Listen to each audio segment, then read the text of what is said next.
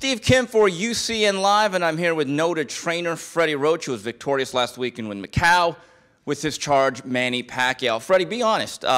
Did you think it would be that easy? Because you ratcheted up the talk the week of the fight. You predicted a first-round knockout. First of all, why were you so harsh on Algeri leading into the fight? Did they anger you at all with their behavior?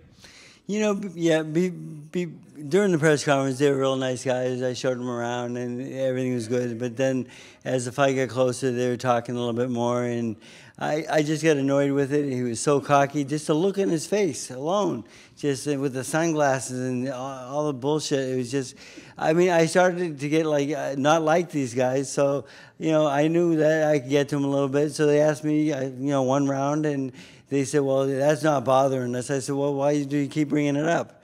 You know, so obviously I did try to get under their skin a little bit, and by fight time, I think they were rattled a little bit. But the thing is, by fight time, I just had the better fighter, though, and Pacquiao showed it. Freddie, do you think there's any way that Algeri, believing that he was the taller, longer boxer with the reach advantage, given the fact that Marquez had some success boxing and counterpunching, that they really felt as though that they had the style to beat Manny? But more than that, do you think they underestimated Manny in any way?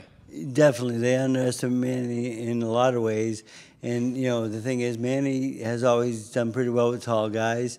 He takes the jab away from them right away, like Oscar. And, you know, I thought Algeri was more like a young Oscar at one time. You know, not a vintage Oscar, of course, you know, but I thought a young Oscar. And he had a good left hand. And but, you know, I did say to him, I said, you know, you're not fighting Ruslan Penarvikov. Ruslan's a good puncher, but he's a young fighter, and he gets anxious. And he lost 2 fights because he got too anxious, and that was one of them. And I said, you know, when Manny Pacquiao knocks you down, he's a veteran, he knows what to do. I said, when he knocks you down, he's going to know what to do with it. And I said, you know, this is not Ruslan Penarvikov, it's Manny Pacquiao. And they thought it was going to be a similar level fight, but it didn't turn out that way. Do you think Manny has shaken off whatever psychological effects or doubts from the 4th Marquez fight where he was knocked out? Do you believe that Manny Pacquiao is now, quote, unquote, back? Yes, he's definitely back. We worked really hard in training camp. We had a great training camp.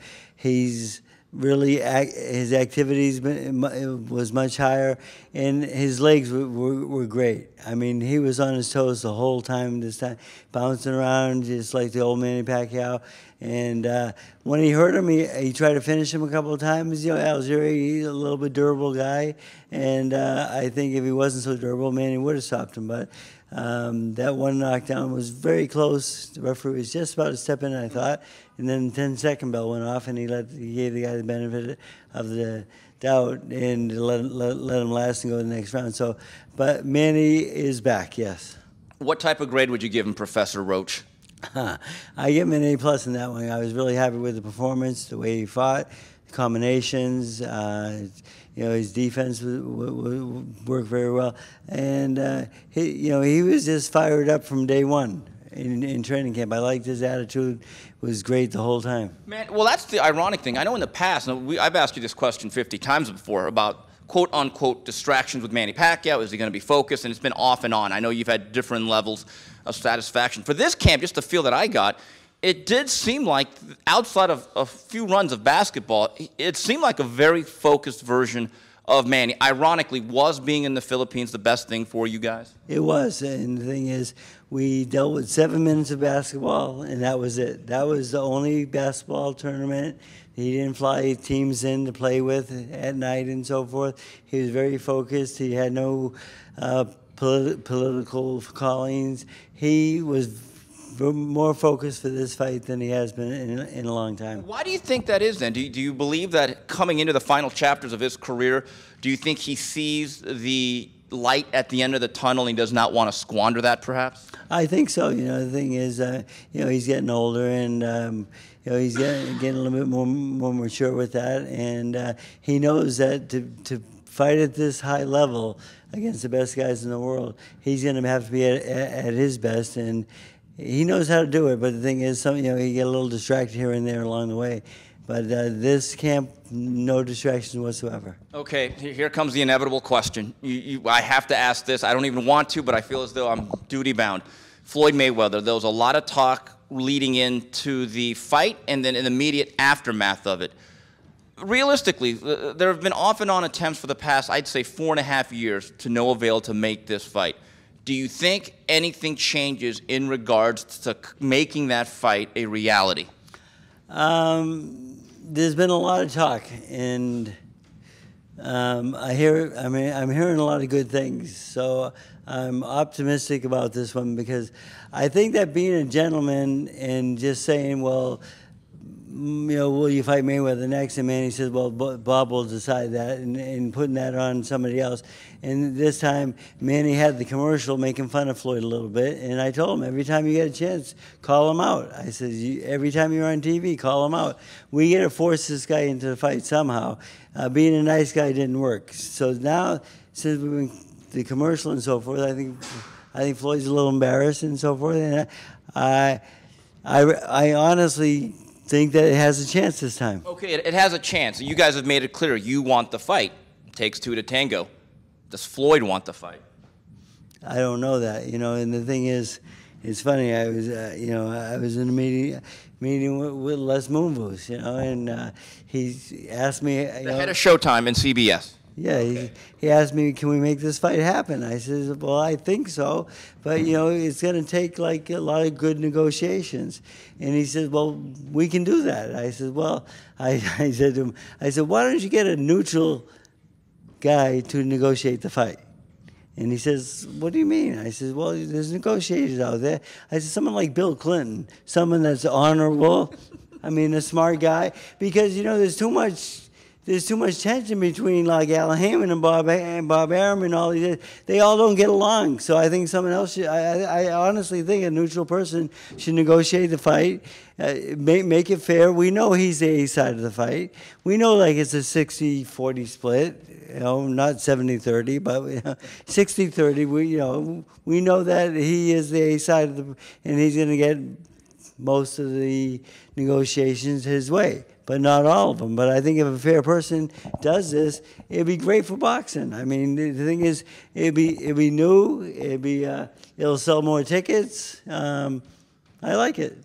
Bubba Clinton, if you're out there, please get in touch with Bob Arum and Les Moonves, and let's try to make this fight. Okay, you've been a fighter, though. Now you're a trainer. I'd like to think you know something about the psychology of a fighter.